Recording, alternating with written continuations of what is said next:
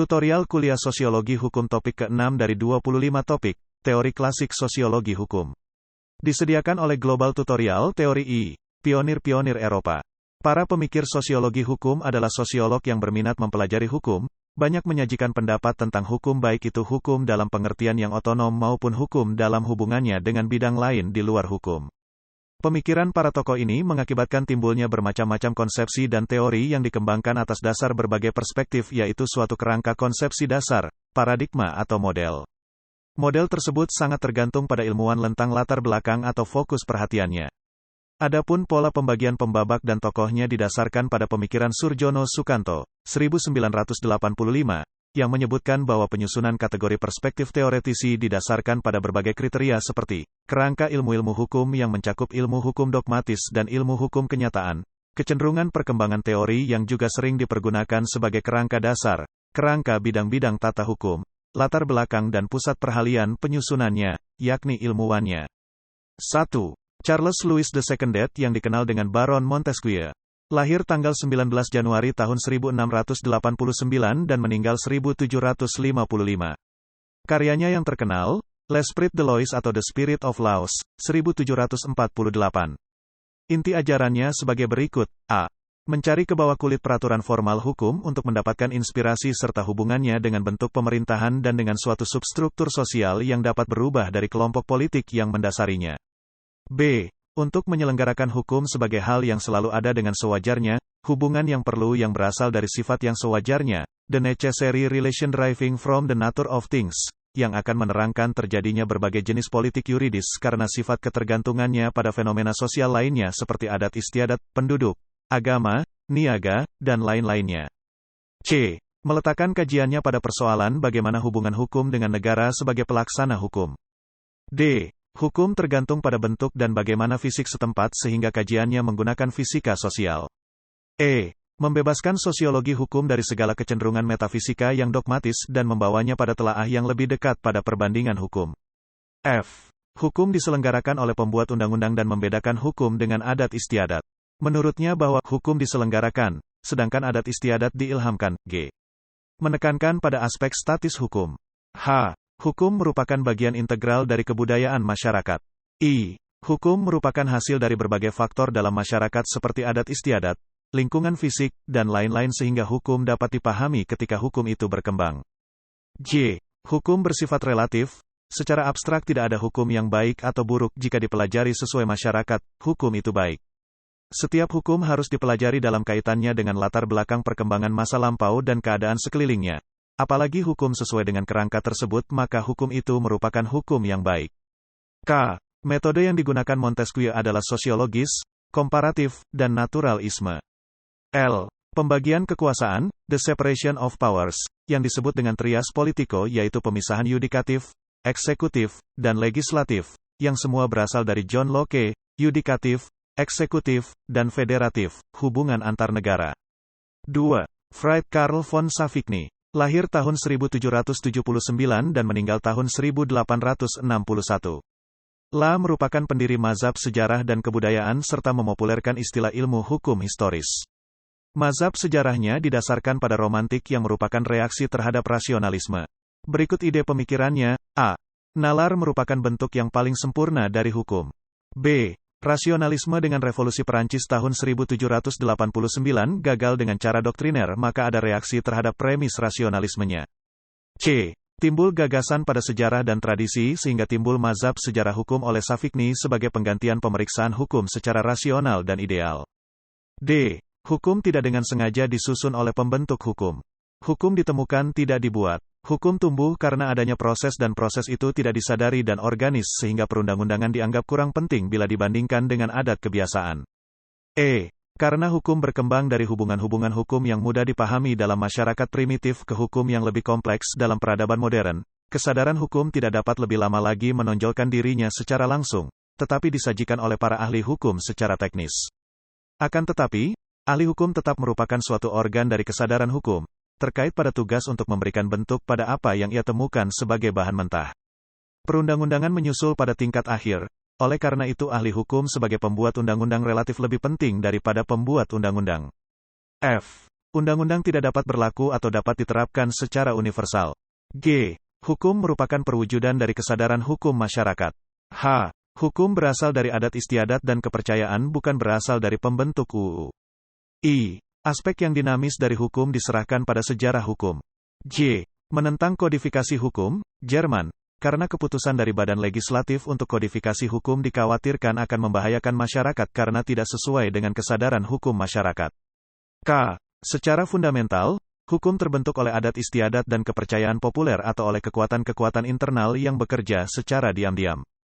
L. Hukum sesungguhnya senantiasa merupakan keinginan yang wajar dari masyarakat. M. Hukum tidak mungkin dipisahkan dari masyarakat atau sejarah suatu bangsa. Oleh karena itu, dalam ruang dan waktu yang serba relatif, hukum selalu berubah sesuai dengan keadaan. N. Hukum hanya dapat dimengerti dengan menelaah kerangka sejarah dan kebudayaan ketika hukum tersebut timbul. O. Sangatlah penting melakukan penelitian hubungan hukum dengan struktur masyarakat beserta sistem nilai-nilainya. P. Pandangan sosiologi dalam metode historis dibuktikan dengan dua alasan. A. Sejarah dipandang sebagai tindakan berturut-turut daripada tindakan masyarakat. B. Paham sejarah telah dikembangkan lebih lanjut menjadi sosiologi hukum. Q. Keseluruhan hukum sungguh-sungguh terbentuk melalui kebiasaan dan perasaan kerakyatan, yaitu melalui pengoperasian kekuasaan secara diam-diam. Hukum berakar pada sejarah manusia ketika akarnya dihidupkan oleh kesadaran dan kebiasaan warga masyarakat. 3. Herbert Spencer, pendiri sosiologi, teori evolusi hukum. Pendiri sosiologi dan teori evolusi hukum lahir tanggal 27 April tahun 1820 dan meninggal tanggal 8 Desember tahun 1903. A. Standar ilmu biologi yang dipengaruhi teori evolusi dari Charles Darwin dan menggunakan prinsip tersebut dalam menerangkan semua fenomena berdasarkan hukum evolusi materi secara bertahap. B. Ajarannya mengenai prioritas individu atas masyarakat, individualisme, dan prioritas ilmu pengetahuan atas agama serta ia senantiasa berusaha supaya fenomena sosial ditangani secara ilmiah. C. Menggunakan teori evolusi masyarakat yang merupakan evolusi dari seluruh jagat raya, masyarakat disamakan dengan suatu organisme yang berdiri sendiri dan berevolusi terlepas dari kemauan dan tanggung jawab anggotanya dan di bawah kuasa suatu hukum. D. Membedakan evolusi dalam 4 tahap, yaitu 1. Tahap penggandaan dan pertambahan. Segala sesuatu yang semula kecil atau lambat akan berkembang membesar. 2. Tahap kompleksifikasi. Semakin sulitnya suatu struktur organisme akan menjadikan sebagai salah satu akibat perkembangan. 3. Tahap pembagian diferensiasi. Setiap pembagian pasti akan terbentuk suatu fungsi yang diberikan. 4. Tahap pengintegrasian, adanya proses diferensiasi yang mengakibatkan perpecahan sehingga kecenderungan ini perlu adanya proses yang mengimbangi, mempersatukan. E. Dalam evolusi peradaban dan hukum seleksi alamiah dan ketahanan merupakan faktor yang menentukan.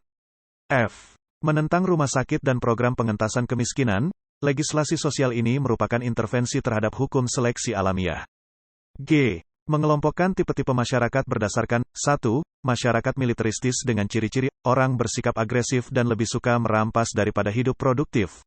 Kepemimpinan berada di tangan orang-orang yang kuat, kekuasaan bersifat absolut, kultur luhur yang berevolusi menjadi politeisme dan monoteisme, perubahan-perubahan sosial yang ada selalu karena adanya perubahan dalam kegiatan pokok masyarakat.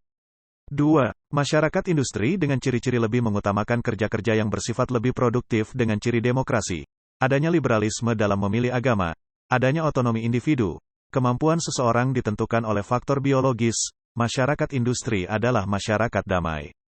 H. Dalam sejarah hukum perbandingan adanya ketegangan pada umumnya antara dua kekuatan yang bekerja dalam individu secara biologis. Kekuatan-kekuatan egoistis yang membuat ia menuntut hak-hak dan kekuatan-kekuatan moral yang membuatnya merasa sebagai anggota kelompok sosial yang terikat pada berbagai kewajiban. 4. Sir Henry Summer Maine. Lahir tahun 1822 dan meninggal tahun 1888, penulis buku Ancient Law. A. Sejarah hukum rakyat menunjukkan adanya evolusi yang terjadi pada berbagai masyarakat dalam situasi sejarah yang sama. B. Studi hukum dalam masyarakat dengan pendekatannya metode empiris, sistematis, dan sejarah. C. Masyarakat yang maju ditandai dengan timbulnya kebebasan dan kesempatan untuk menentukan diri sendiri bagi individu yang merupakan unit primer kehidupan sosial. D. UU dalam perkembangannya harus dibatasi dengan perjanjian, namun berbalik dengan kenyataan sekarang bahwa perjanjianlah yang dibatasi UU. E. Masyarakat modern dibatasi dengan UU. F. Teori main menghindari bahaya dari penghancuran yang melebihi batas teori hukum tentang evolusi hukum yang melekat pada pendekatan perbandingan dan faktual dari Montesquieu kepada perkembangan lembaga lembaga hukum, tetapi sama bebasnya dan romantisme abstrak. G. Dengan menggunakan fiksi hukum, hukum sebenarnya berubah sesuai dengan berubahnya kebutuhan.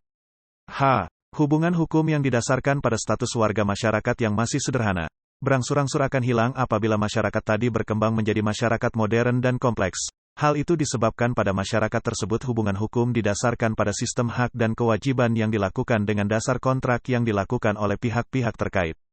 I. Perbedaan antara masyarakat sederhana dengan masyarakat modern dan kompleks adalah sejalan dengan pembedaan yang dilakukan oleh para sosiolog atas masyarakat sederhana secara relatif bersifat statis dan homogen dengan masyarakat yang kompleks, dinamis, dan heterogen.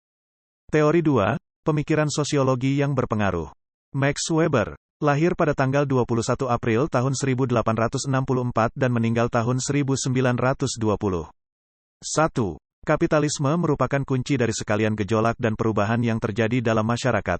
Kapitalisme merupakan inti yang menggerakkan transformasi besar kehidupan di Eropa khususnya dan dunia pada umumnya. 2. Weber berpandangan bahwa manusia digairahkan dan digerakkan dari dalam batinnya yaitu keyakinannya. Sosiologi hukum dimulai dari mempertentangkan orde ekonomi dengan orde hukum. 3. Tugas seorang sosiolog bukan untuk menilai suatu sistem hukum, akan tetapi hanya memahaminya saja. 4. Weber beranggapan bahwa kekuasaan merupakan kesempatan bagi seorang atau suatu pihak untuk memaksakan kehendaknya terhadap pihak lain, walaupun hal itu bertentangan dengan kehendaknya. 5. Hukum dikonsepkan secara posifistik, ketika optik yuridis atau dogmatik hukum ini memikirkan tentang hukum sebagai bangunan peraturan yang memiliki koherensi logis bebas dari kontradiksi internal. 6. Hukum dipahami sebagai suatu kompleks dari kondisi-kondisi faktual yang ditentukan oleh tindakan-tindakan manusia. Bentuk perilaku sosial yang paling penting adalah perilaku sosial timbal balik atau resiprokal. 7. Hukum merupakan suatu tata tertib yang memaksa dan mempunyai dukungan potensial dari kekuatan negara. 8. Kepastian hukum dan kesebandingan merupakan dua tugas pokok dari suatu hukum. Walaupun demikian, seringkali kedua tugas tersebut tidak dapat ditetapkan sekaligus secara merata. 9. Disebut hukum apabila ada jaminan eksternal bahwa aturan itu dapat dipaksakan melalui paksaan fisik dan psikologis. 10. Perkembangan hukum dan masyarakat bergerak dari irasional ke yang rasional, kemudian transisi dari substantively rasional law ke formally rasional law. 11. 4 tipe ideal dari hukum seperti berikut. A. Irasional material yaitu pembentuk undang-undang dan hakim mendasarkan keputusan-keputusannya semata-mata pada nilai-nilai emosional tanpa menunjuk kepada suatu kaidah pun. B. Irasional formal yaitu pembentuk undang-undang dan hakim. Rasional material yaitu pembentuk undang-undang dan hakim berpedoman pada kaidah-kaidah di luar akal oleh karena didasarkan pada wahyu atau ramalan. C. Rasional material yaitu pembentuk undang-undang dan hakim menunjuk pada suatu kitab suci, kebijaksanaan-kebijaksanaan penguasa atau ideologi. D. Rasional formal yaitu hukum dibentuk semata-mata atas dasar konsep-konsep abstrak dari ilmu hukum. Dengan demikian, hukum formal berkecenderungan untuk menyusun sistematika kaidah-kaidah hukum, sedangkan hukum material lebih bersifat empiris. 12. Perkembangan masyarakat dan hukum dibagi atas tahap tradisional, karismatik, dan rasional legal. 13. Syarat-syarat rasionalisasi hukum yaitu hukum formal dan hukum material. Hukum formal dimaksudkan keseluruhan sistem teori hukum yang aturan-aturannya didasarkan hanya pada logika hukum tanpa mempertimbangkan lain-lain unsur di luar hukum. Hukum material memperhatikan unsur-unsur non-yuridis seperti nilai-nilai politis, etis ekonomis, atau agama. 14. Menyusun tipologi hukum dengan kunci dari rasionalitas. 15. Hukum merupakan suatu tertib yang memaksa mempunyai kedudukan potensial dari kekuatan masyarakat. 16. Sistem hukum dibagi atas A. Rasionalitas formal yaitu sistemisasi norma umum dan pola keteraturan prosedural yang dikendalikan oleh golongan intelektual. B. Rasionalitas substantif yaitu pertimbangan keadilan terhadap keputusan-keputusan kasus individual. 17. Terdapat 3 tipe administrasi keadilan, yaitu A. Keadilan hayati, B. Keadilan empiris, dan C. Keadilan rasional. 18. Membedakan hukum objektif dan hukum subjektif. Hukum objektif adalah keseluruhan kaidah-kaidah yang dapat diterapkan secara umum terhadap semua warga masyarakat, sepanjang mereka tunduk terhadap suatu sistem hukum umum. Hukum subjektif mencakup kemungkinan-kemungkinan bagi seorang warga masyarakat untuk meminta bantuan kepada alat-alat pemaksa agar kepentingan-kepentingan material dan spiritual dapat dilindungi. Kemungkinan-kemungkinan tersebut berwujud hak-hak. 19. Perkembangan hukum material dan hukum acara mengikuti tahap-tahap perkembangan tertentu, mulai yang berbentuk sederhana yang didasarkan atas karisma sampai pada tahap termaju di mana hukum tersusun secara sistematis serta dijalankan oleh orang-orang yang berpendidikan dari kalangan hukum. Dalam memahami suatu kasus akan diperoleh dengan cara menerapkan berpikir deduktif, akan tetapi untuk menjalankan motif yang ada diadakan suatu metodologi tertentu. Max Weber lahir di Jerman pada tahun 1864. La belajar ilmu hukum di Universitas Berlin dan Universitas Heidelberg dan pada tahun 1889 menulis disertasi berjudul A Contribution to the History of Medieval Business Organizations. Setelah menyelesaikan studinya ia mengawali karirnya sebagai dosen ilmu hukum mula-mula di Universitas Berlin, kemudian di Universitas Freiburg, dan setelah itu di Universitas Heidelberg. Menjelang akhir masa hidupnya Weber mengajar di Universitas Wina dan Universitas Munich. Selain mengajar ia pun berperan sebagai konsultan dan peneliti, dan semasa Perang Dunia I mengabdi di Angkatan Bersenjata Jerman. Weber merupakan seorang ilmuwan yang sangat produktif dan menulis sejumlah buku dan makalah. Salah satu bukunya yang terkenal ialah The Protestant Ethic and the Spirit of Capitalism, pada tahun 1904. Dalam buku ini ia mengemukakan tesisnya yang terkenal mengenai keterkaitan antara etika Protestan dengan munculnya kapitalisme di Eropa Barat. Menurut Weber muncul dan berkembangnya kapitalisme di Eropa Barat berlangsung bersamaan dengan perkembangan sekte Calvinisme dalam agama Protestan. Argumen Weber sebagai berikut. Ajaran Calvinisme mengharuskan umatnya untuk menjadikan dunia tempat yang makmur sesuatu yang hanya dapat dicapai dengan kerja keras. Karena umat Calvinis bekerja keras, antara lain dengan harapan bahwa kemakmuran merupakan tanda baik yang mereka harapkan dapat menuntun mereka ke arah surga, maka mereka pun menjadi makmur. Namun, keuntungan yang mereka peroleh melalui kerja keras ini tidak dapat digunakan untuk berfoya-foya atau bentuk konsumsi berlebihan lain karena ajaran Calvinisme mewajibkan hidup sederhana dan melarang segala bentuk kemewahan dan foya-foya. Sebagai akibat yang tidak direncanakan dari perangkat ajaran Calvinisme ini, maka para penganut agama ini menjadi semakin makmur karena keuntungan yang mereka peroleh dari hasil usaha tidak dikonsumsikan melainkan ditanamkan kembali dalam usaha mereka. Melalui inilah, menurut Weber, kapitalisme di Eropa Barat berkembang. Sumbangan Weber yang tidak kalah pentingnya ialah kajiannya mengenai konsep-konsep dasar dalam sosiologi. Dalam uraian ini Weber menyebutkan pula bahwa sosiologi ialah ilmu yang berupaya memahami tindakan sosial. Ini tampak dari definisi berikut ini. Sociology is a science which attempts the interpretive understanding of social action in order to arrive at a causal explanation of its cause and effects. Weber, 1964-88. Arti penting tulisan ini ialah bahwa di kemudian hari tulisan ini menjadi acuan bagi dikembangkannya teori sosiologi yang membahas interaksi sosial.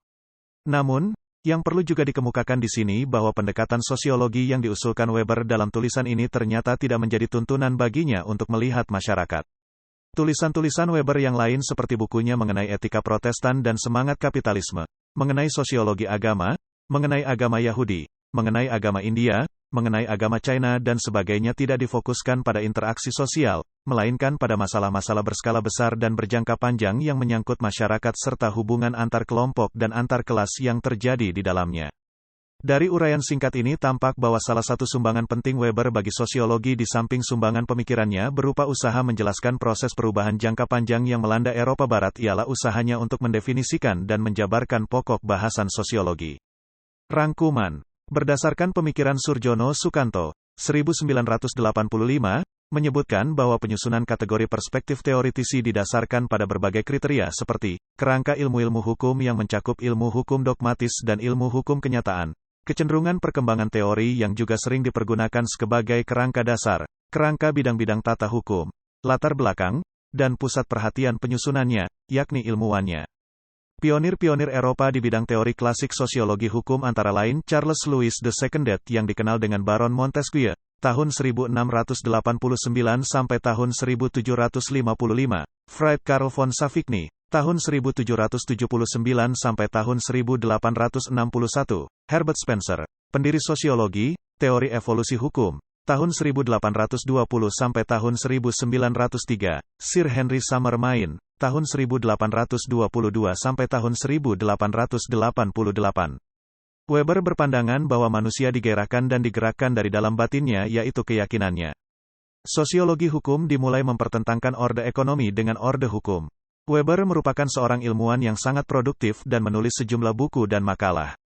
Salah satu bukunya yang terkenal ialah The Protestant Ethic and the Spirit of Capitalism, pada tahun 1904. Dalam buku ini ia mengemukakan tesisnya yang terkenal mengenai keterkaitan antara etika Protestan dengan munculnya kapitalisme di Eropa Barat.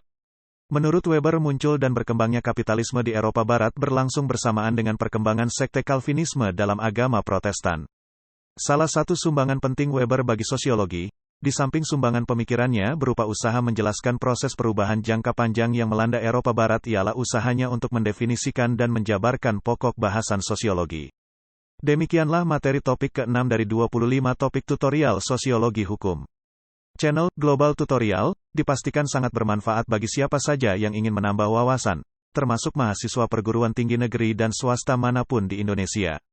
Video tutorial juga dituturkan dan disubtitelkan agar dapat ditonton, dibaca sambil didengarkan. Jangan khawatir jika belum langsung paham. Untuk pemahaman yang lebih baik, putar dan dengarkan video ini berulang-ulang. Subscribe dan like, agar Anda mendapatkan update tutorial lainnya. Bagikan juga link video ini, agar teman lain juga mendapatkan manfaat channel ini. Sekian dan terima kasih. Sampai jumpa.